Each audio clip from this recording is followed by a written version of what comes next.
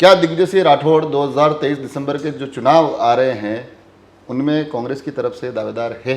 बड़ी तेजी से ये आता था कि बिल्कुल भाजपा को हराएंगे, मगर भाजपा हार पाती नहीं है राजसमंद विधानसभा में आते जाते नहीं है। बड़े प्रभावशाली परिवार है, मगर कहीं ना कहीं वोटों की दौड़ में हम थोड़े बहुत पिछड़ जाते हैं। तंसू जी का चुनाव हुआ तब दिग्विजय सिंह जी को जिस प्रकार से सक्रिय होना था उस प्रकार सक्रिय नहीं दिखे। जब मेरे पिताजी जिला अध्यक्ष हैं, प्रधान की दौड़ में अचानक से अरविंद सिंह जिनके जो आपके सामने प्रतिनिधि थे वो प्रधान की दौड़ में सबसे आगे आते हैं, और उनको उस दौड़ में आगे लाने वाले जो चेहरे होते हैं उस चेहरे में एक चेहरा दिग्विजय सिंह राठौड़ का भी दिखता है। जो कमिटमेंट्स हुए थे वो फुलफिल नहीं हो पाया, उलटफेर हुआ और अब छल कपट द्वारा बन गए। 2008 के चुनाव में आपको पता हो तो मेरे पिताजी 5000 वोटों से चुनाव हारे थे। यहाँ की विधायक एक युवा है, शिक्षित है। लोग ये कहते हैं कि जब उनके घर जाते हैं या उनसे मिलना होता है तो बड़े प्रोटोकॉल हमको फॉलो करने पड़ते हैं। वो चुनाव जीत नहीं पाए, वो परिणाम आपके लिए नकारात्मक रहा, तो वहाँ से कहीं ना कहीं राजनीति से थोड़ा सा आपका मोह भंग हो गया। और प्रत्यक्ष को प्रमाण की जरूरत क्या है? आप 2018 में दावेदारी की थी, तो ऐसे में ऐसा क्या हुआ कि उपचुनाव में भी आप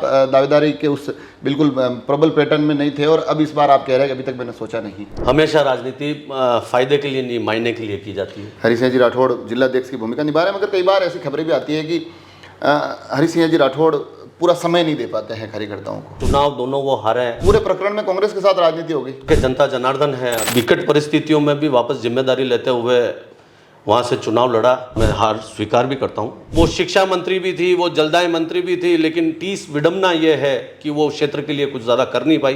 कांग्रेस के अंदरूनी जो खींचतान है वो इतनी हो जाती है कि उससे भी भाजपा को इतनी मेहनत नहीं करनी पड़ती।